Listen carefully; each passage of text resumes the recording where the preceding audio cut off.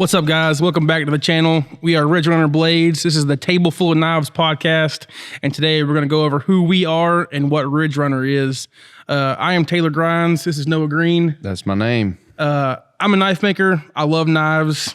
It's a real passion for me. It's probably the only hobby that I have left. I've been making knives for about 8 years. I make a lot of other stuff too, but knives is where I really found my true hobby.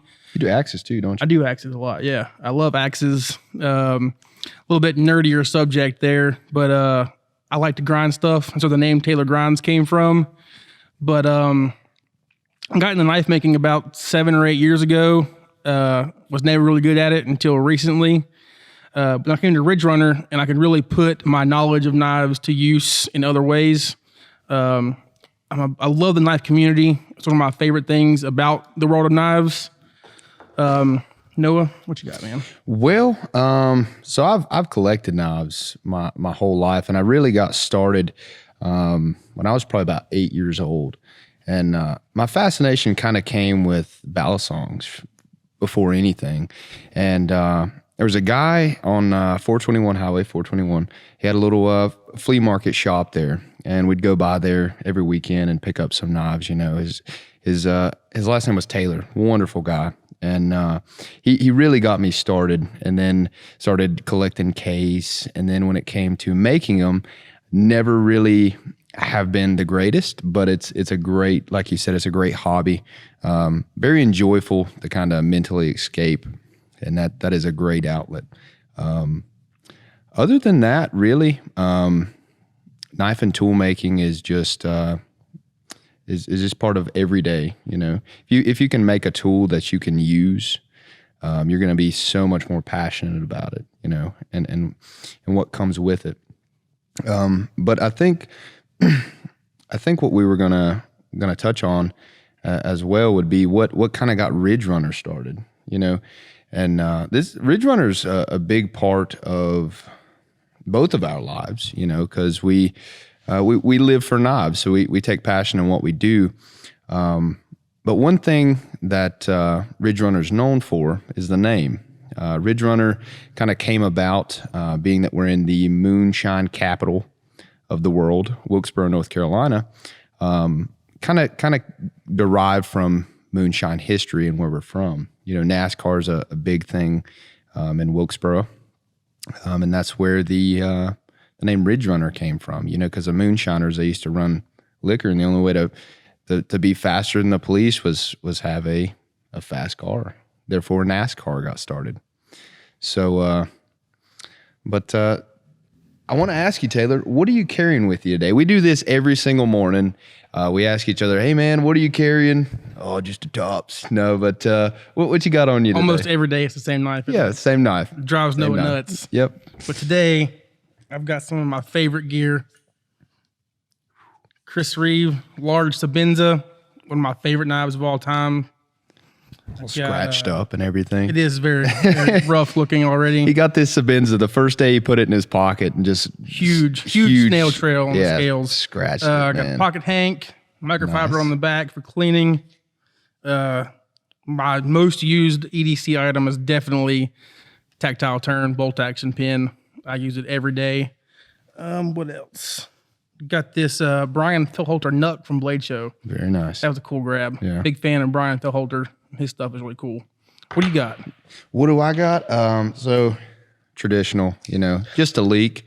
And along with that, got a little pry bar here. American Blade Works. American Blade Works. Companies. Absolutely. North Carolina made. Half face, little push dagger here. And in my left pocket. Vintage skating rank style Cerakote here. It's awesome, man. Like the floors of a skating rank in the 90s. Squid Industry, little ballad song there. Like I said, I always got to have one of those on me. And I feel like I'm forgetting something. I guess that's it. Very nice. Unlike Taylor, I don't carry a pen or a handkerchief. I just borrow his pen and his handkerchief when he's not looking. And very nice. So Blade Show. We'll talk about Blade Show for a second. Blade Show was a blast. Oh, and a Microtech. Sorry. I knew I had one more. I had it in my lap. Blade Show was a blast. It really was. Met a lot of awesome people. A lot of great knife makers. But Yeah. what was your experience on that? I love Blade Show. I've been going for like the past 8 or 9 years, I think. It's always different. Blade Show is so much fun. Getting to meet knife makers you talk to online, who you follow, other friends in the knife community. Getting some cool stuff from Blade Show, like these strops. I just love it, man. It's so much fun. The pit after Blade Show is always a blast too. Wonderful. It's just a huge knife party. Anytime you can get together with people who like knives is just a riot. Most of my friends are knife people now, but I think the issue with non-knife friends is a lot of issues. Why did you pay $400 for that? Yeah. People think we're crazy when you got $500 in a pocket knife. I mean, $700 for an axe. Yeah. All this stuff they don't understand. But getting around the knife friends makes it a lot more fun. Absolutely. What was one thing that really stood out to you? What was one brand that you was like? American Blade Works, man. I wasn't very familiar with them. I know we carried them in the past, and we had some in the shop when I started. But man, these American Blade Works knives are just immaculate for the money. And coming in Magna Cut for under $300. Yeah. I mean, it's Magna Cut with micarta. This is a liner lock. I'm usually not a huge fan of Wharncliffe blades, but this one is just done so well that I latched onto it, and I got one. The only Wharncliffe blade that I own, I believe. But for $200, I don't think there's a better deal for a Magna Cut bladed knife on the market right now. Absolutely. And we also we just reached out to Michael this morning. Hopefully we can get some more back in. We got in probably, what would you say, 30 or so, and within the past week sold through them all. Just a wonderful guy, wonderful art that he has, and a talent for these. He's also got some frame locks. Yeah, we're definitely getting some frame locks. Titanium frame locks, and but yeah. American Blade Works is going to be a huge seller, I think. Very popular. I think he has a long way to go as far as popularity goes. I don't think he's super well known, but I think he's going to be huge, man, because these knives are just incredible. He makes every single part of the knife in his shop. In North Carolina. Yep, right up the road from us, and we love our local makers. We carry a lot of local stuff. Absolutely. And we brought a few with us here today. We're actually... this is part 1 to the podcast. We have Josh Morgan coming through a little bit later today. Really awesome North Carolina made. And we have one of his pieces here as well. Yep, this is part of my collection. One of Josh's one-offs, Brute to Forge knife. I love this thing, man. I love forged finish blades. The taper tang on this is super cool. Just a really clean knife. Josh is one of my favorite knife makers, man. This thing is awesome. And along with North Carolina made, we also have, we have Hagen, we have Winkler, Spartan Blades, Grayson Jennings, American Blade Works, Primitive Woodsman, Microtech is local to us. Yeah. There's a lot of knife talent in North Carolina, if you guys didn't know. Some of the best, in my opinion. Absolutely. Some of our not so local makers that we support too are awesome. We're working on picking up some new stuff, like from TM Hunt. I'm sure some of you guys know who that is. This is my TM Hunt M14 toe popper prototype.